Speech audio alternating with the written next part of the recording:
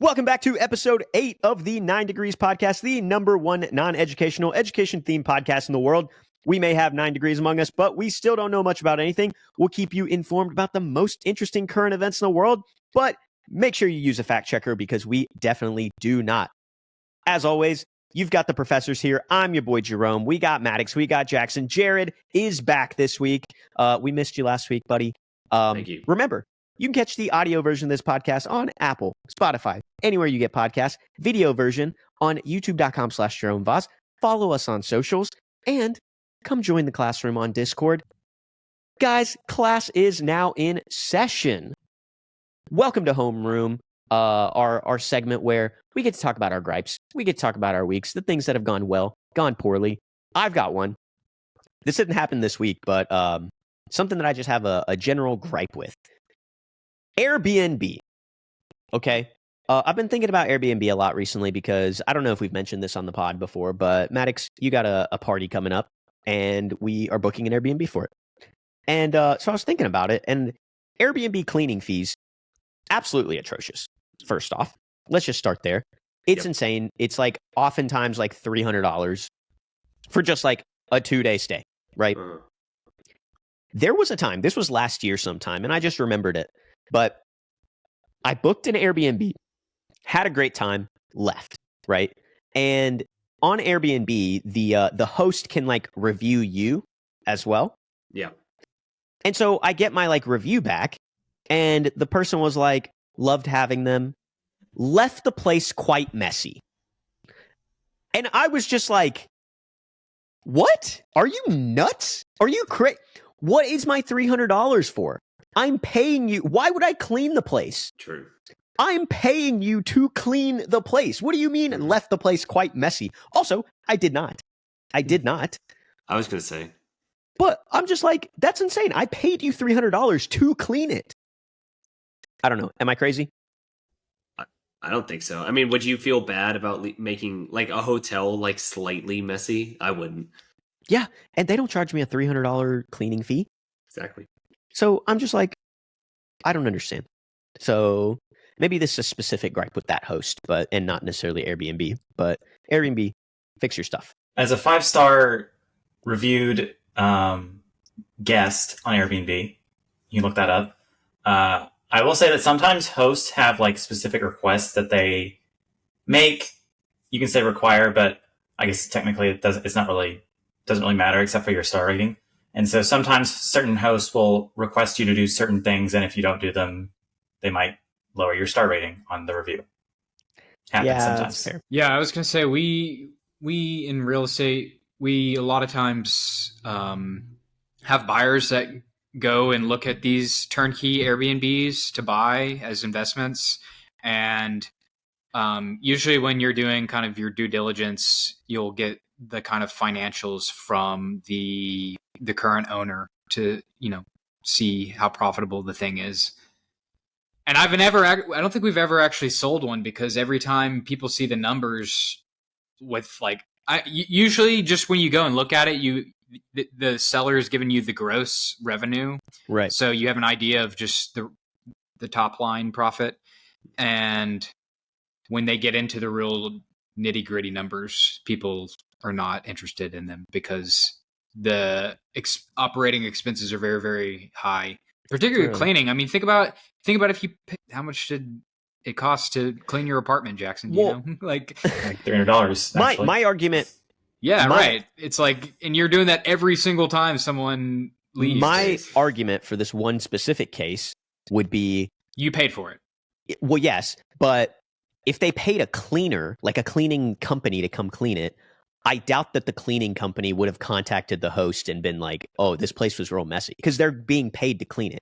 I think this was rather the host cleaned it themselves, but they're also charging me a $300 cleaning fee. And then they're like, oh, it's messy. And I'm like, hey, buddy, go fuck yourself. How about that? I do think that like people in Airbnb who like own Airbnbs can be like particularly pretentious with their spots, where like what Jackson's saying, where it's like they have like all these different requirements. Where that's like and when you start to actually like count it up, it's like I would almost rather just stay at a hotel at this point. Like it's cheaper. I don't have to worry about getting cleaned. I get towels whenever I want to. I don't have to clean my own towels. Agree. I completely agree. I think we have outgrown Airbnb. So I'm a Turo host now, so I'm renting out cars, not houses. But as a Turo host, if someone returns your car extremely dirty, you can send pictures of it to Turo, and Turo will reimburse you. So that's an interesting potential solution, but it's apparently very, very. It has to be like very bad. Like someone lived in your car for a week and left all their stuff in there, and like, you know, that's how bad it has to get before they actually reimburse you. But yeah, I think among Turo hosts, it's pretty well understood that people are going to leave your cars dirty, and part of your responsibility is to clean them. So yeah, completely agree. Mindset, I would say. Anyway, that's my gripe for the week. Anyone else got any gripes or things that happened well or not well for them? Well, I was going to say, it feels like there's a sickness in the air over the last 2 weeks. Jay, I know you weren't feeling very good. I'm just now getting over something. We've had other friends, so not really a gripe. Maybe a gripe with my own body, but it feels like there's something in the air right now. My dad, my sister had sick, same timeline as you guys, so definitely something going around. I have, fingers crossed, avoided it so far. So yeah. Well, I was going to say, I can tell you whatever strain of COVID that is currently available to test for, I don't have it, so it's not whatever that COVID congratulations. Is. Yeah, there you go. I just feel like garbage. Yeah. Like I don't have COVID, but I still feel horrible. So. I feel you. Well, glad that you're feeling healthy again, Jared. Thanks for coming back. That is why Jared was out last week. He wasn't feeling too well. He was a little sickly boy. I was. Don't ever say it like that again. Is that offensive? I apologize. It did make me feel good. All the British people. Anyway, should we move on into first period? Let's do it.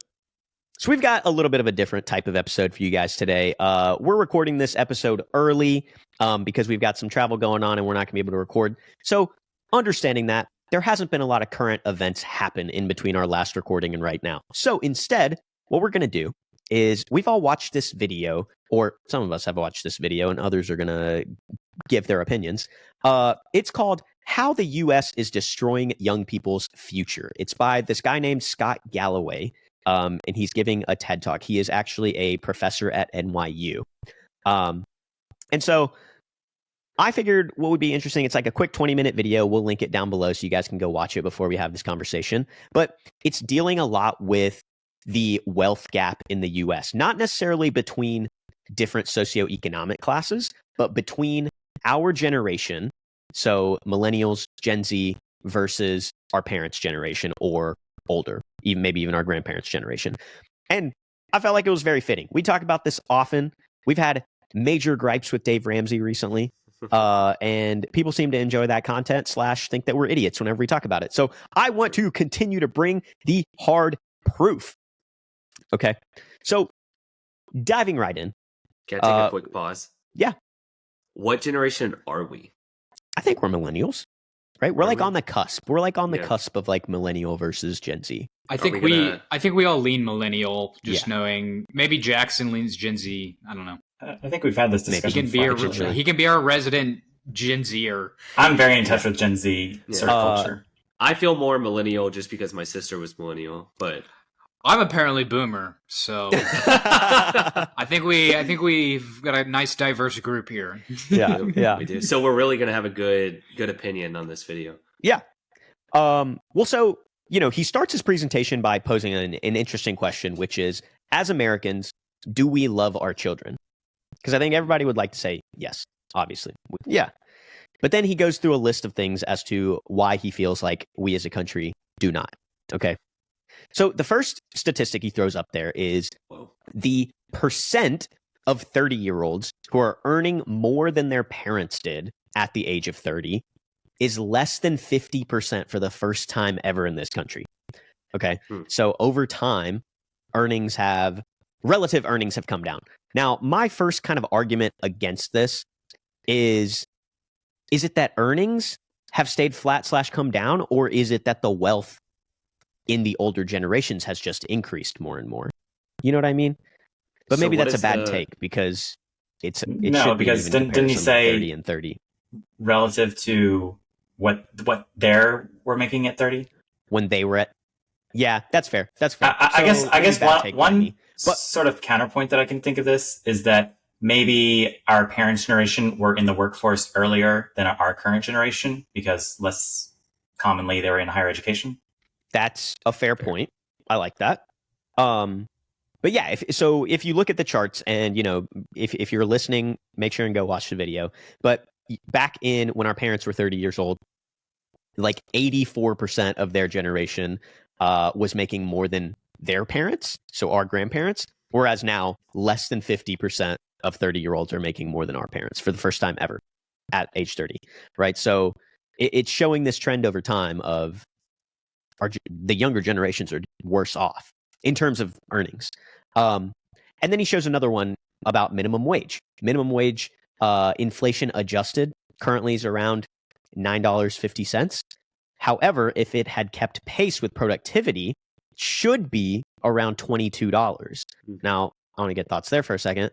I don't really love the productivity metric because how do you quantify that, really? But minimum wage as a whole, what do we think? Because this is the basis of my entire argument from the Dave Ramsey episode. Is people are not making enough money. Oh, I think it's I think it's a relevant indicator to look at. I mean, it's like funny when you're looking at all of these things trending upward, you know, and then he showed the minimum wage line and it's essentially stayed flat right for a long time. Right. And I mean, I think you would typically intuit that if prices of everything are going up and, you know, medium incomes are going up, you know, albeit a slower rate than prices of things, but you would think the minimum wage would be trailing up with that. And I think while it's not a comprehensive picture, it is, you know, definitely an indicator to the fact that our society does not maybe place value on input labor in the way that we should. Yeah. Totally. Because in like the productivity graph that he shows and stuff, or like profits of companies, you know, like earnings of corporations have absolutely skyrocketed.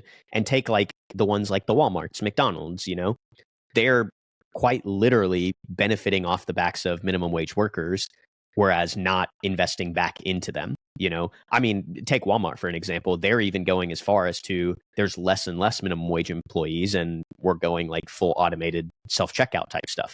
And so it's like this continued reiteration of you're rewarding the rich, the investors, essentially, not the people that are working.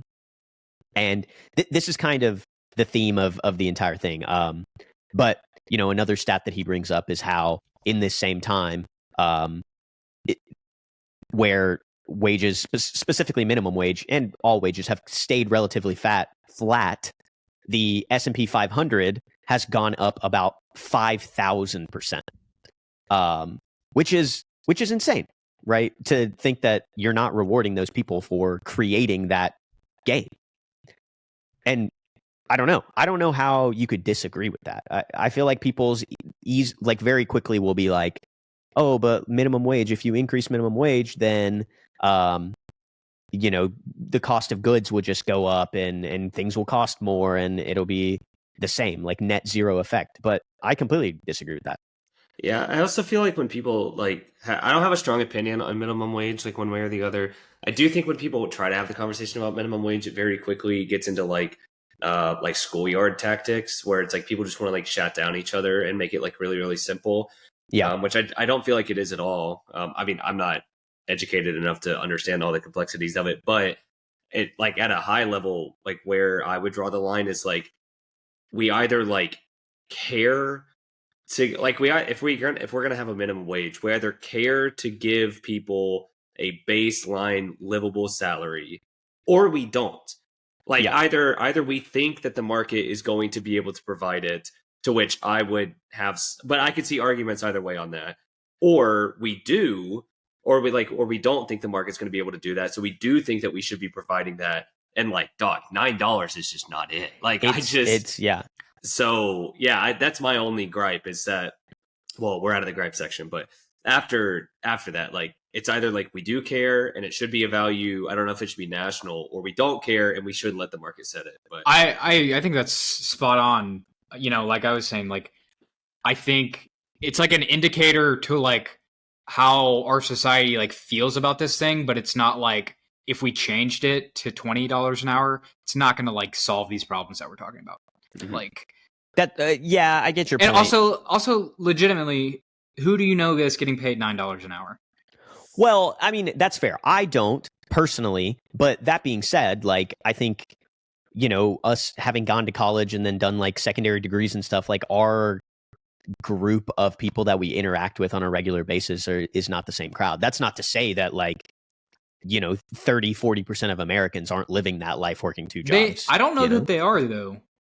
I think fast food workers are not getting paid $9 an hour. You can make $15 an hour working fast food. That's fair. And, like that's your stereotypical, like... That's fair. Starbucks is making like $15 an hour. I think $12.50 is like probably pretty normal now. I would argue that right now it is harder to go find a job for $9 an hour than to find a job for $15 an hour.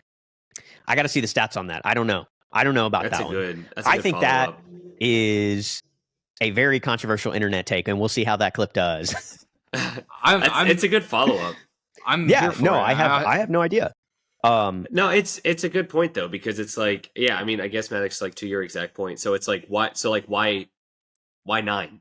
Like why even, like, if it's 9 and like that's not even setting like the basis, like, right? Is it just like a floor that nobody's gonna touch? Well, so the one interesting comment that he makes later in the video, that Scott makes later in the video, is the nice thing about low income Americans, who are the ones that are going to be working hourly jobs, is that they spend all of their money.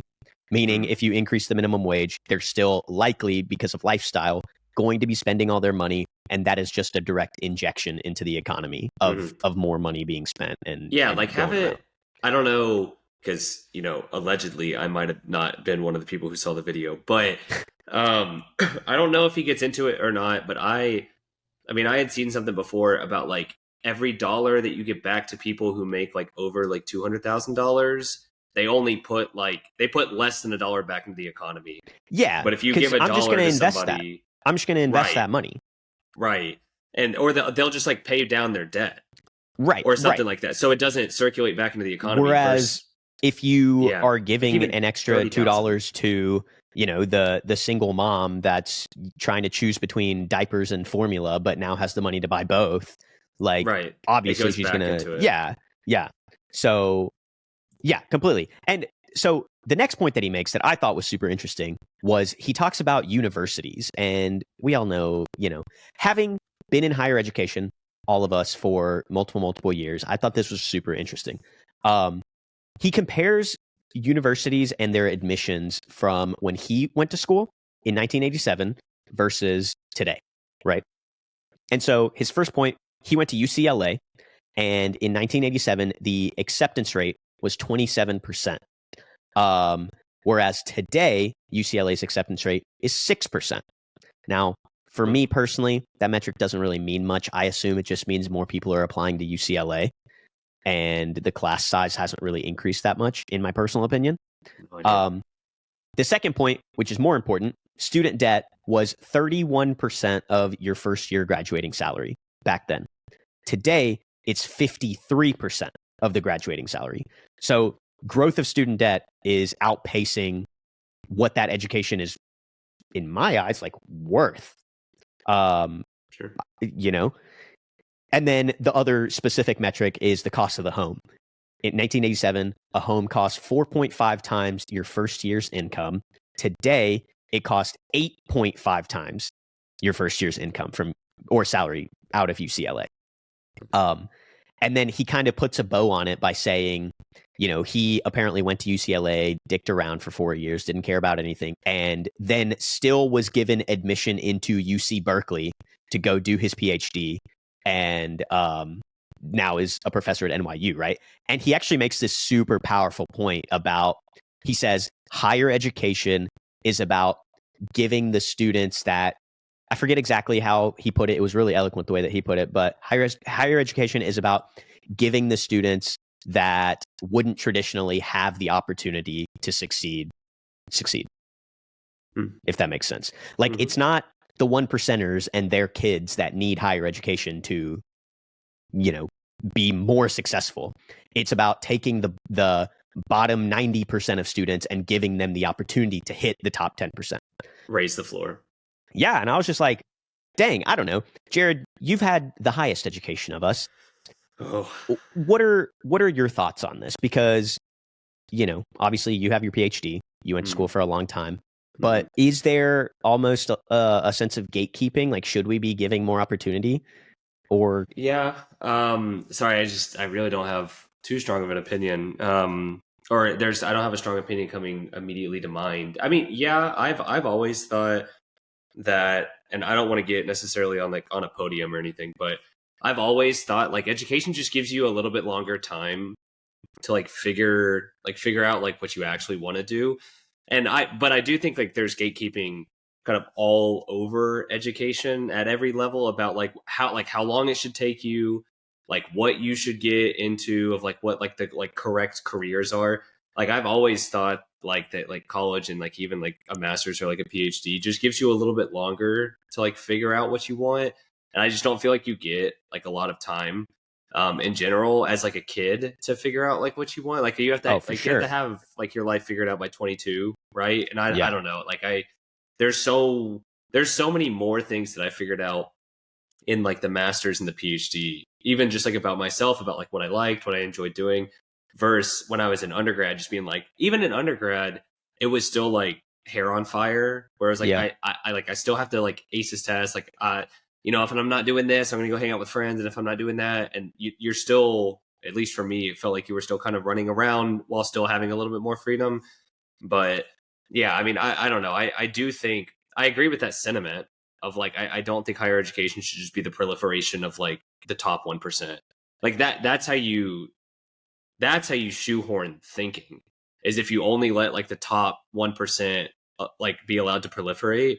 It should be about expanding it so that you get as many voices in, not for any well-intentioned but like political reason, but because the more people who can have like genuine education like all the way up, the more ways you'll be able to like look at something, and that's what higher education is about. So yeah, I mean, I agree with the sentiment 100%. I just don't have too strong of an immediate opinion.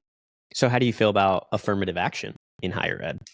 Because we just got rid of it. I don't know. That's one of those topics that like I've decided to like opt out. I mean, I'm indifferent. I've had strong opinions one way in the past. I've had strong opinions flip immediately after. So I actually don't have. This is not a hill that I'm going to die on. I know I don't say that very often, but this is not a hill that I'm going to die on. I'll comment on it because I watched the video. The guys, is this where you're going with this, Jerome? Sure. I don't know. I don't know what you're thinking, but go ahead. No, the guy said he was a minority. I don't know what minority he was. Yeah, I don't know either. I mean, he to be frank, he looked white, but I think he was, I don't know. He said he was a minority, and he benefited from affirmative action when he went to school. And he made the comment that affirmative action should be about money. It should not be about color. And actually, he said affirmative action should absolutely be based on color, and that color is green, how much money you make. Yeah. Which I thought was an interesting way to put it. It was clever. And I mean, this is an argument I've made, and I don't know if I should be proud of that or not, but it's like the color like the whole point is like the color should be arbitrary, right?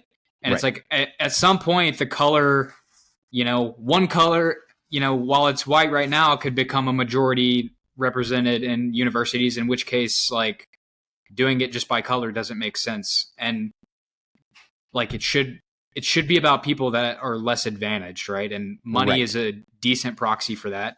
And what you see is that, and this has been shown because I think it was in I don't know. There was a state where a governor did full free education, like community college level education. And what you see from that is like the minorities benefit the most from it because they're the ones that don't have access to the funds for it. So it's like, isn't that state Tennessee? Using the money. Well, I think is Tennessee, but there's a state more recently that also did the experiment. I mean, it's not really an experiment. It's just policy. But yeah, Tennessee is one of those states. And so, yeah, it's just like from the data, it's like you don't have to like pick and choose like colors. You can just do it based on need, and that solves for the diversity. Yeah, problem. I tend to agree. I'm going to try to say this in like the least offensive way possible, but apologies in advance to the listeners if I offend anyone. I agree that with your point, Maddox, that money is the best proxy. I'm not saying it's the best. I would actually argue that it is the best. Okay, well, I didn't necessarily say that. I don't know what the best is. I'm just saying like it is it seems like it's a use, like it seems like it works as a proxy. Yeah, the reason I would say that is because I think if you go purely based off of people's race and ethnicity, I think that means a lot in terms of like social status or, you know, social I don't know what the right term is, but equity, maybe social equity. However, if you want to talk about opportunity in this country and access to opportunity, it almost always comes down to money. Like when we talk about, you know, African American students and lack of opportunity into getting into higher ed or blah, blah, blah, it almost always can be traced back to lack of income. You know, it's not that the opportunity is just not there. It's like it starts at income at the, you know, high school, like elementary education level. And then when you're not paying those teachers enough, the quality of the education is not good. And then if those students don't have money at home to afford college, they're not going to college. And then the cycle continues, right? Like I do agree that people of, you know, minority races are the ones that are disproportionately affected. But I do think they're disproportionately affected because of money. So it's not going to like take away from that. If you're disproportionately affected by money and are from like a lower income household, you're still going to get this affirmative action that he's suggesting. I actually think it's a really great way to look at it. Yeah, I don't know. I hope I explained that well enough. I think you did well. I think this is where like I don't have not dying on that hill. I would agree without strong argument any other way. Yeah, I mean, I would agree that you could find a way to make the argument that money is a good enough metric or possibly better than any other one that we could use. Yeah. The next point he brings up is university endowments. First off, generally speaking, how do we feel about university endowments? Like, hey, from a investment perspective, they generally have pretty poor performance. Oh, really? Yeah, but I don't know. It's a hard one. Their performance isn't great, but they also like since they have so much money, they have access to a lot of opportunities that, you know, the average investor or even just like what we would consider pretty big institutions like don't have access to. So like endowments can do like cool things where like if they want to invest in a hedge fund strategy, instead of just having to pick like one manager, they can pick all the managers like in a investment style and create like a diversified portfolio of like hedge fund managers, which like, you know, to invest in a hedge fund, you already have to have millions. And then to invest in a bunch of hedge funds, you have to have billions. So, right. They have an advantage from that perspective, but they also have historically proven to not be able to capitalize on that advantage very well. Okay, that makes sense. So maybe they're not being run like a hedge fund. But the point that he makes is he says Harvard has increased their endowment by 435% over, I think this is over the span of maybe the last 40 years or something, 435%, while increasing their enrollment only by 4%. And so what is his argument being access to higher education is still being gatekept, whereas they're just churning out money for their investors. And he actually goes as far as saying any university with an endowment over $1 billion that doesn't increase their enrollment faster than population growth should lose their tax-free status. And I kind of agree with that because at that point, like they're a glorified hedge fund. Yeah, right? he said that. He said they're hedge funds that offer classes, and I was like, that's actually a pretty funny way to Which think about is it. true. Which is true. He said anything over a 1 billion. Yeah, How and many apparently, universities? Apparently a lot. Apparently a lot of university endowments have over $1 billion. They should make a dirty money about endowments, I feel like. Because I would say at that point, it's like, I don't think the university would have to tell you what they do with the money in their endowment. I wouldn't think they would. So his point being, there's enough money and capital in the university to pay for everyone's education for free.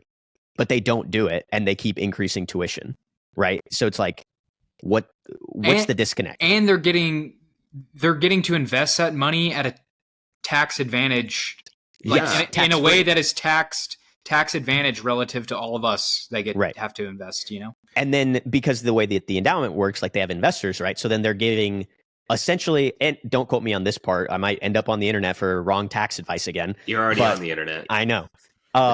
But I'm fairly certain their returns to their investors are also tax free. No special tax outside of like capital gains. I'm sure. And we'll so yeah, maybe don't quote me on that one. Rewind the tape a little bit. I don't know about that one. But it is interesting that they're out here able to earn all this money. They earn way more on their endowment returns than what they're raising tuition by, but they're still raising tuition. So this is just like a publicly visible dark pool. You should go look up what the University of Alabama's endowment is today. I bet you it's several $billion.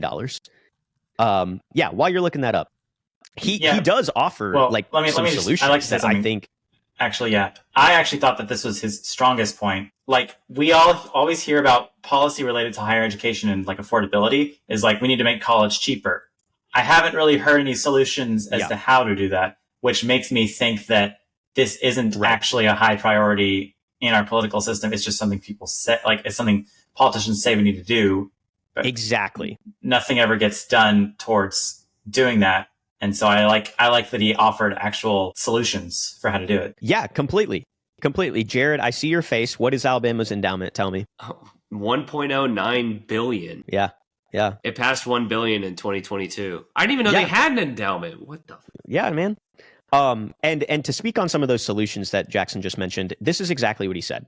So, he said Biden should take some of the $750 billion that is currently earmarked for bailouts for typical corporations, banks, blah blah blah, and give it to the top 500 universities, $1 billion each, size adjusted. Smaller universities get a little bit more, I think, maybe reversed, but $750 billion to the top 500 universities. 3 things. 1, reduce tuition by 2% a year. Okay. 2, expand enrollment by 6% a year. And then 3, increase vocational non-degree programs by 20% per year. And then he says that in 10 years' time, if you do that, it doubles the number of freshman seats and halves the cost of tuition in 10 years' time.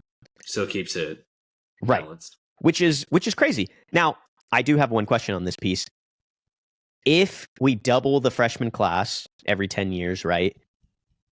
If everyone is educated, does that make no one educated? You know what I mean? Does that make a college degree less desirable?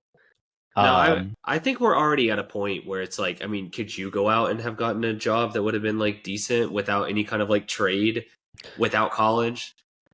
No, truthfully, no. So at that point, it's like, okay, so we might already be there. So I think we're there. Yeah. I had bachelor's and a master's, and I don't know that I spent as much time applying for jobs as people do, but my luck with it, I was just like, all right, screw it. I'm just gonna work for the family business and be an entrepreneur because I'm striking out here. At least with like getting a job that I want. Right. So like, obviously I could have got employed, but like I think underemployment is as big of a problem as unemployment, Yeah, totally. And so I don't know if that is a solution, but like, I don't know. I know I was the one that posed the question, but I guess you could argue like countries like Finland all of their education is free, and the country as a whole is highly educated, and they're still very happy, and things seem to work. So who has the responsibility of the vocational training? The universities, or? I think in this suggestion, it would be on the universities, or maybe you can like subsidize that out with a portion of the funds that you're getting, and create like a sister school of some sort. That's exactly what I was going to say. Yeah. Okay. But yeah, I would also go ahead. I'd also go back. Like, are the class sizes staying the same, or now do we need more teachers? I mean, we have more people getting educated. Yep. But usually at the university level, that's at a minimum a master's for like freshman level classes. If it doesn't have a specific like chain that you're going up through, otherwise it's like PhDs, which is kind of a different conversation. Yeah, you would certainly need more small grade. Yeah, I agree with it. That being said, like $1 billion is a lot of money. We can't hire a couple teachers with or professors with $1 billion. You can hire one right here. Yeah, I'll do it. I might not be good, but I'll do it. Okay, so moving off of universities for a second, the next point that he makes, and this is where he really starts talking about kind of the gap between the aging population and our generation. He talks about marginal tax rates, right? So in the 1950s, the highest tax rate used to be 84% for the highest dollar earned, right? Currently, it's 37%, right? Corporate tax rate similarly has gone from 42% in the 1950s to 21%. So it's like we're giving more and more of a break to the people and corporations that are earning outsizably more income than, the average person. Mm-hmm. And he shows some facts that prove it, showing that senior poverty since 1970 is way down, whereas child poverty is flat to up. Child poverty right now is about 19%, whereas senior poverty used to be around like 30 and is down to like 9. Or sorry, 18 and 9. It's like halved, which is insane. Which then brings him to the point of Social Security. How do we feel about Social Security? Because I had a very semi-heated conversation with my dad about, it wasn't heated at all, but conversation with my dad about it the other day. I don't think I'm going to have it. Exactly. We already know that, right? And our generation just accepts it. Like everyone older than us is just like, eat shit. And we're like, okay, happily. I mean, I have friends who think it's basically a Ponzi scheme. And the more I listen to them, the more I don't think they're wrong. So I saw a guy make a post and he was like 60 years old or something. And he was like, this is all the money that I've paid into Social Security through my working career, right? Yeah. And he was like, if I had invested that, if taken all that money, invested it at a 5% return is what he used, which is a pretty like modest return, it would produce something like, and then I grew it at that rate, and then I started drawing from it in retirement. He was like, it would produce me like $100,000 salary or something. And he was like, and that money that I've paid into Social Security is going to pay me like a $40,000 salary or something. Yeah. And he was like, that is, he called it theft. He was like, this is bad. Well, economics. I mean, the problem with Social Security is like the growing aging population, right? Like people are living way longer than they were expected to, which like is good. Medical advances, like that's always good. But there's no way we're going to change the age limit. And now we're just paying for people to live, which I don't necessarily have a problem with. And I don't think I don't think that was he a does. Funny sentence. Yeah. I don't necessarily have a problem with that, but Scott makes a good point where he's talking about we should only be giving Social Security to the people that need it. Like, for example, rich billionaires, right? After the age of, I believe it's 67, anyone and everyone can draw from Social Security without any limits. There's no like penalties for earning income. Before the age of 67, there are some penalties if you earn income.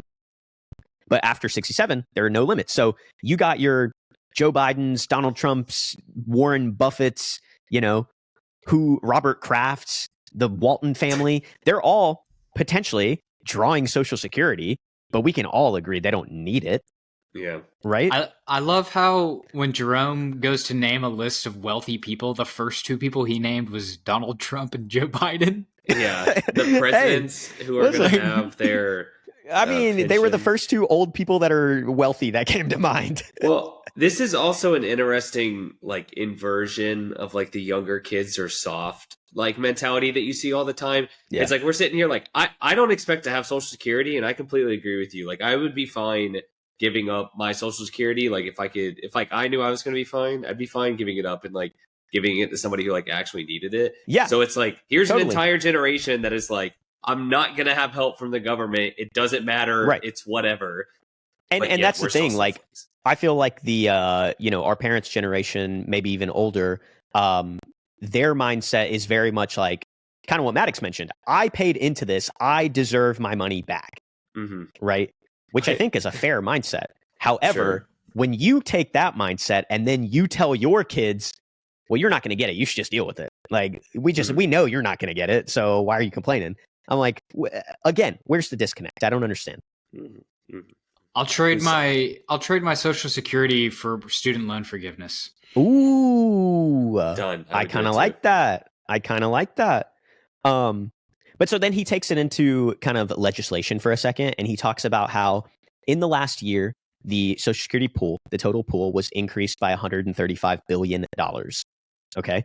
Total Social Security spend annually right now is $1.4 trillion. Going from, wait. Is that annual? Does that make sense? Yeah, that sounds right for annual. Let's do some. I feel like that probably makes sense. Going from the poorest generation ever, we keep talking about how wages are flat and things are more expensive, blah blah blah, right? Going from the poorest generation ever, which is us, to the richest generation ever. It's this like reverse transfer of assets that really shouldn't be happening. And again, like I said, I have no money paying for those that came before us if they need it. Mm-hmm. But there is a large majority of people that are drawing on Social Security right now that just don't need it. I think in theory that sounds fine. I think when you get into the details, it becomes more difficult. Like, how do you define need? I think that's fair. But those are the things that we are supposed to debate about. Solve. Yeah. I mean, Maddox, I like your idea of like every single person take that 6.2% Social Security tax or whatever it is, and from the day you start working, you put it into a government sponsored, like essentially a 401k, whatever that would be called.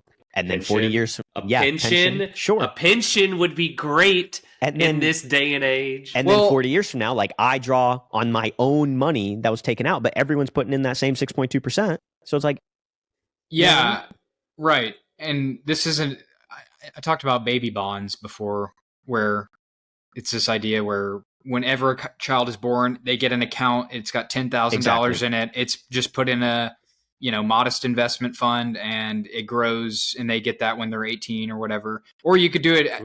Actually, you could just do it at retirement, and it's like that $10,000 on the day that you're born probably could fund your retirement. Yes. And that I like that better because it's so much more transparent, because Social Security is like, hey, you're just paying into this big pot. And then the government's doing whatever they want with the budget and everything, and then they're paying out, and it's like totally. It's like if everyone has their account, and the counter argument to that, and there's actually some countries that do some things similar to this, but it's like it's kind of like insurance, where like when you pool the funds together, it works better for paying out, because some people are dying earlier, and then those funds can go back into the pool and that type of thing. Some people live longer than expected, and so there's a benefit to the pooling, but I think we could definitely have a more transparent process and transparent and fair process for doing something like that. Totally. I would actually be curious, because I don't even know if you would have a strong opinion on this or not. Jackson, do you have a strong opinion on this? I mean, so one thing I think I can say for all of us is that we're not banking on Social Security. We have other things besides Social Security that we're going to rely on. I mean, my general thought about Social Security, and I don't know a ton about it, is that it's a flawed system, and I don't really know how to fix it, and I don't think a lot of the people in charge know the best way to fix it, and they certainly don't agree on how to fix it. So the question is, what do you do with a gigantic beast that's seriously flawed, might need to be overhauled, could potentially explode, and not have it have major repercussions for your existing retired population and also your future retired population? It's a very complex question. I just posed a lot of very complex questions, and I don't have the answers to any of them. So there we go. That's what we do on this podcast. We don't answer our. We ask questions instead of answering them. Oh, totally. That's for the YouTube comments to figure out, and provide misunformation, and we don't have fact checkers. Yeah. Right. Oh yeah, when we do answer, but it is interesting. He actually misinformation. So Scott actually does mention that he thinks that this whole Social Security thing is purposeful, because why does this happen? When you look at our legislators, they're old. And then I actually didn't know this. Nancy Pelosi, 84 years old. Mitch McConnell, I don't think Mitch McConnell's like done, right? He's not in Congress anymore. Oh, I don't know. He's 82, right? So both of them, I'm not saying that they do, but could, if they wanted to, be drawing Social Security. And I'm like, what are we doing?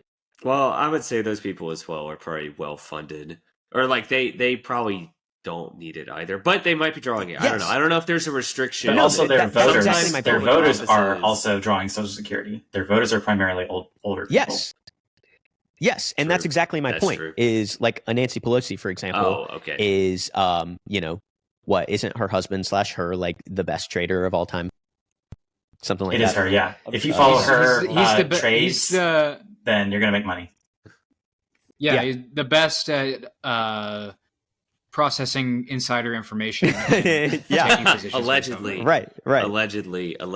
Please don't sue us. But the point being, like, they're looking out for the best interest of themselves and their constituents, and those are old people, so they don't care about if our generation gets Social Security or not. We got to get out there and vote. Also, little fun fact, apparently when Nancy Pelosi had her first child, 2/3 of American households didn't have color TV. Yet she's the one that's making and passing laws about the internet and data privacy. Could all Americans vote when she had her first child? Yikes, that's a great question. I don't know. You know what I mean? So. I know what you're getting at, and I don't know the answer. Yeah. Could 18-year-olds vote? I don't know. The next thing that he was specifically talking about was the 2008 like bailouts versus COVID, and how in 2008, and I don't fully understand this. Maddox, maybe you have a better understanding, but he argues in 2008, we bailed out the banks, but not the economy. We let the market fall. I don't know if that was calculated or if that was just, a byproduct of the time. But his point being, in his prime years when he was starting work, he got to buy, and these are real numbers, Apple, Amazon, Netflix, between $7 and $10 a share in 2010. Reminder, we were in the 9th grade. We were not working. We did not buy Apple at $7 to $10. Currently, Apple trades at $173-ish. This data is from like February, so maybe it's a little different now. Amazon traded for $184, and Netflix traded for about $607. So it's like, you're talking huge amounts of growth between 2008 to now. And he specifically mentions the difference in COVID was we kept doing stimulus upon stimulus upon stimulus with the CARES Act, and gave money to people who potentially didn't need that money, who just continued to invest and then outsize their already large amounts of wealth. Wealth keeps going up. And so his point being, it is what I forget exactly the words that he used, but he says it is the best time ever to own assets, but it is also the hardest ever to acquire those assets, which I think is true, which is very fair. So again, I think it's an affordability issue across the board. But the one thing that I did like about him, like, I know I've come off very negative in this podcast. We sound like we're just complaining, or I do, but he does offer tangible solutions, in my opinion. Here are a couple things that he suggests, right? Free tuition at all public universities. That would cost $97 billion. That's it. Let's think about that for a second. That's all that would cost per year. $97 billion. He suggests universal pre-K which would cost $45 billion a year.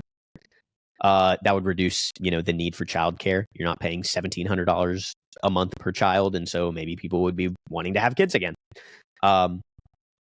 National paid family leave, $20 billion. How long? He didn't mention. Eliminate all lead pipes in the U.S., $59 billion. And then for all the people that are like, no, we have to spend our money on the army and making sure that the U.S. Army subsidizes all the other armies in the world, and that's why we have to spend so much on our army. He even includes that in his estimate and his budget that he made. DOJ budget, $44 billion, which I looked it up, is how much the DOJ spent last year, $43 billion. So add all that up. The total that you need annually is about $260 billion to do all of those things, right? And the point that he brings up is this year, in February, NVIDIA's single biggest day, their market cap went up $277 billion in one day. So we could fund all of this and fix a lot of things for a lot of Americans with one day of NVIDIA's growth. Isn't that insane? Yeah, but there's more nuance to it than that, because that's just money on paper. That's not actual money, Sure, but that's like our Social Security. That's money on paper, but it's not. Also, actually today, GameStop opened up like 70% or something like that, and then it sold off 40% throughout the day. So that's my point. Okay, it's up that much, but if you try to cash out all that money, what happens to the No, that's true, and I'm certainly not saying take the money away from NVIDIA or tax. No, I know. I'm just and give it to all these initiatives. But I do think he gives a pretty good solution for it, which is to eliminate the capital gains tax deduction. So the actual quote, I wrote this one down because this one also hit me hard, is so currently capital gains tax between 15 and 20%, right? Whereas your regular federal taxes, call it around 22% for most people, maybe a plus or minus a few points, can go up to 37% for the highest earners. Sure. The marginal rate. And he says, quote, "When did we decide that the money that capital earns is more noble than the money that sweat earns?" Meaning, why is it taxed less? And honestly, that hit me because I totally agree. Why is investment money, capital gains, not just taxed at the ordinary rate? I guess maybe to have a caveat, it is if it's within a certain amount of time, right? Short-term gains are yes. And but long-term, but literally all you have to do is just wait. So and that is a privilege to be able to wait as well. And I think the quick argument against this would be that it's post-tax dollar. In most cases, it's post-tax dollars. I've already been paid. I've already paid my wage tax on it, and then I'm being taxed again. Which, is fair, I guess. But also at the same time, when you're making... Yeah, and when you're making stupid amounts of gains on it, like NVIDIA this year, for example, don't you deserve to be taxed a little heavier on that? So then, for the greater good, I don't know. Go ahead, Maddox. I don't know. I'm going to push back on this one, Jerome, because it's somebody that is trying to break free of this complex that we're in. It hurts a lot when you get the tax bill on those it's like you're in. It's like that's a way you can get ahead. It's like that's the game. That's the game that everyone else benefited from. So it's now it's that's how you can get ahead too. But yes, I guess my point being, though, would be on the reverse side of that. By doing so, you could have free tuition at public universities. In Finland, for example, they have free tuition for all levels of education. You can get as many master's degrees as you want. You could potentially do that. Universal pre-K for everyone. So it is a trade-off, yes, but I personally would. I'll take that trade-off. If you give us all this free stuff and then you raise our taxes on our investments, I think it's fine. I'm not going to be happy about the raising the taxes on the investments and then everything else staying equal. Yeah, and that's the problem, right? Is I feel like we can never trust what the government's going to do in terms of those taxes that they collect. We have no real say. I actually just think that I feel like income tax should just be less. How do we feel about that? I don't know, because weren't we talking earlier about from the 1950s at the highest brackets, it's come down from 84%. Like it's continued to go down. I also think the corporate tax rate should go up on businesses. I think corporate taxes should go up. Why is the corporate tax rate 21%? Why am I taxed more than the corporation is? Yeah, I mean, there's a tangible thing there. I'm not saying I agree with it, but the tangible thing is that like in an international economy, Google can just F off. There you go. Did my due diligence there. They can just F off to Ireland, right? And then just, or whatever. Yeah, that's Cayman actually a fair Islands. point. It sucks. I don't know how to fix that. That's like to Jackson's point. Like, I don't know how to fix that. But when like that exists, there is an uneasy balance about how do you keep the companies actually centered in the U.S. to be able to tax them. I've actually heard the opposite argument that we should decrease our corporate tax and raise the income taxes, because the income tax is realized income, whereas corporate, corporate earnings or whatever, corporate profits is sort of it's an economic stimulus, debatably. But I've heard the opposite argument. Yeah, that's interesting. I don't know. I think I would disagree with that one, because the whole argument here is like corporations and their profits and earnings, because they're paying back their investors, have, outpaced wage increase or productivity increase substantially. And so it's like, how do you take that chunk of income and give it back, I guess, like flip the tax back and put that back into the economy or back to the government or whatever? I would honestly, I don't know how you could feasibly do this, but I'm never a big proponent of like doing like one thing without like understanding like how it, like even like for corporations, like I'm not always the biggest proponent of like saying like, well, screw the corporations, we're just going to tax them more, they're going to figure it out, because like corporations are like pretty intelligent entities where they will do whatever they can to not pay as much money as they possibly can. 100%. So you do this thing, and then there might be some like downstream effects where like we actually end up being like worse off, which is not a reason not to do anything, but just being cognizant of like what you could actually do. I would want some way. So I like to try to think of like a way to like incentivize it. I don't know how you would be able to do it, but to like give corporations a tax break for investing back into their like employees. Like if they raise their employees' income by X amount, then they could get a 1-year tax break of X amount. So that you're like saving them money in a corporate tax, but you're also allowing them to like keep the salaries going up, which has like a downstream effect of like more people would want to work for whoever if they do that, because salaries are higher, they get paid more, they can do whatever. So there's probably a million flaws with that if we clip this, I'm sure that people on YouTube will find a way. Let you know. They'll let me know, but I don't know. That's actually kind of interesting. I kind of like that. I do too. Some way to incentivize the best of both worlds. Yeah.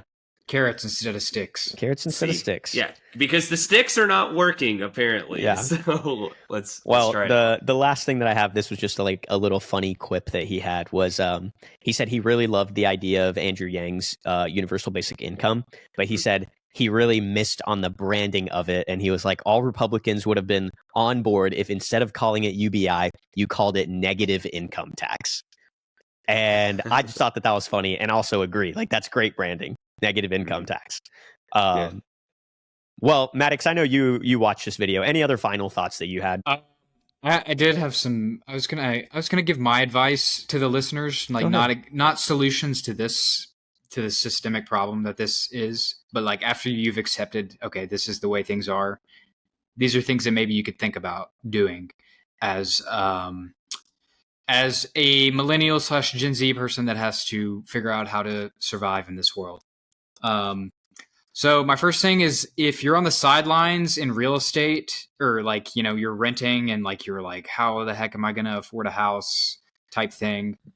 Go ahead and talk to a lender and go get pre-qualified, because I feel like people are afraid to do that because they think it's going to ruin their credit or whatever. Most lenders can give you a pre-qualification letter without actually like running your credit. So you don't have to worry about that. I mean, you should talk to them and make sure that that's not going to happen first. But, and my reasoning for this is I feel like this dynamic that the boomers have benefited from, the dynamic is it is bound to change at some point, right? The timing of which we can never know.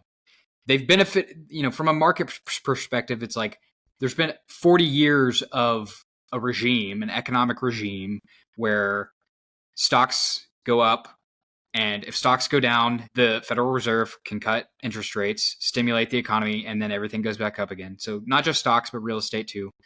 And, this has been for 40 years, and it's been able to be like that because inflation hasn't been an issue. So when the things get tough, you can just stimulate everything, and then everything's fine.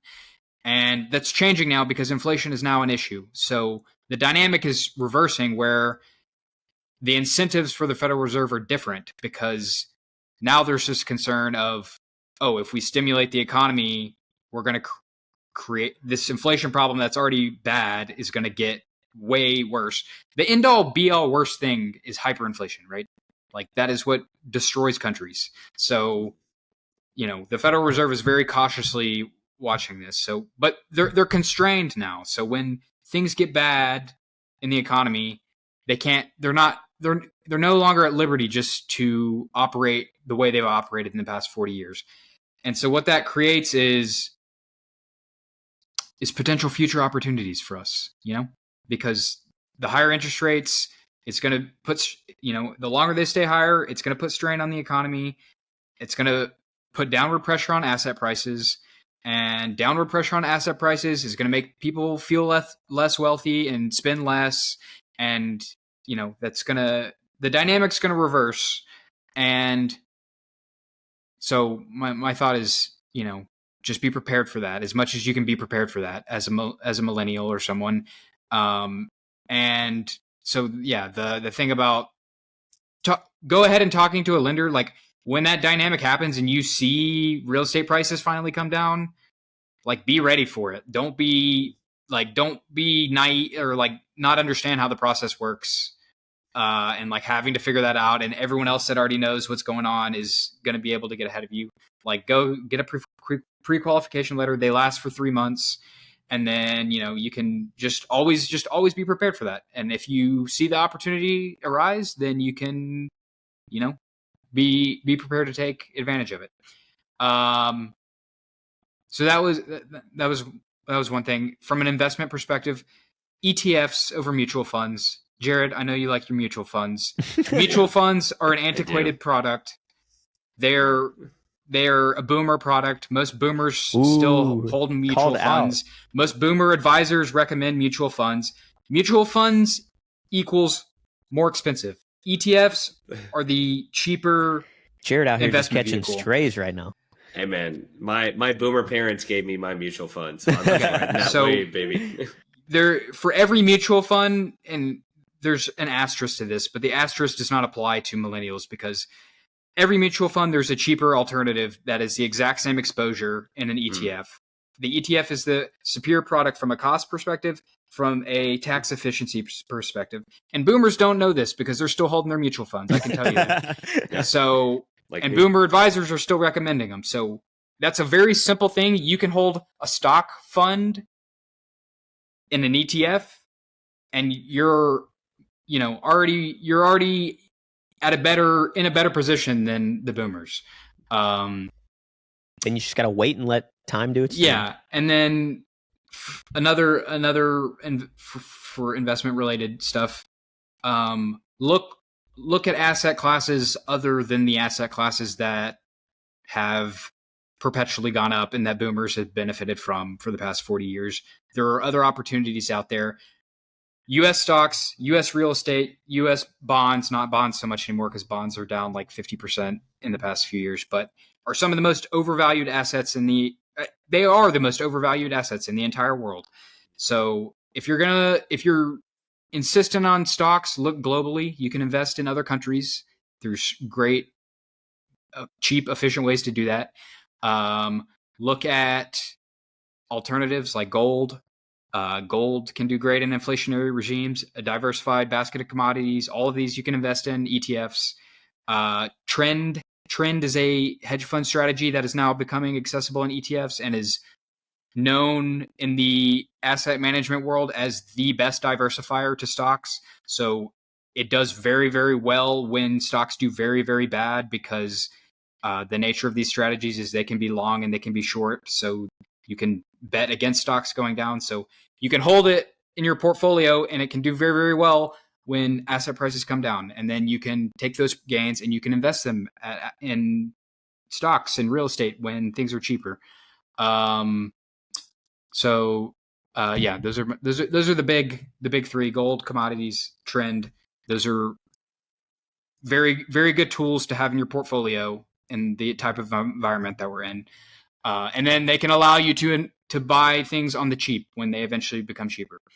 Educate yourself on blockchain. I don't think blockchain technology is the solution to all of these systemic issues, but the ethos of people in crypto and blockchain is like, let's build from a very like clean slate. Let's build more democratic, decentralized,